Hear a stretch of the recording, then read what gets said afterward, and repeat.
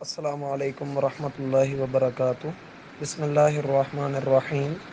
نماز عید کے متعلق یہ بات یاد رکھیں کہ خواتین بھی جائیں گی اور مرد حضرات نے تو جانا ہی ہے، بچوں کو بھی ساتھ لے کر جائیے۔ اور وہ خواتین کہ جنہوں نے نماز نہیں ادا کرنی ہوتی وہ بھی جائیں گی اور مسلمانوں کی دعا میں شرکت کریں گی۔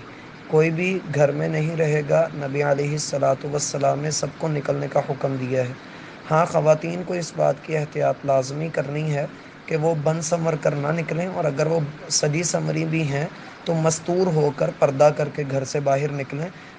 جو عید کا اصل مقصد ہے وہ یہی ہے کہ جیسا کہ سلف صالحین میں سے کہا گیا کہ عید کے دن جو ہم پہلا کام کریں گے وہ یہ کہ ہم اپنی نظروں کی حفاظت کریں گے، تو ایسے کام نہ کریں جس کی طرف نظر اٹھے۔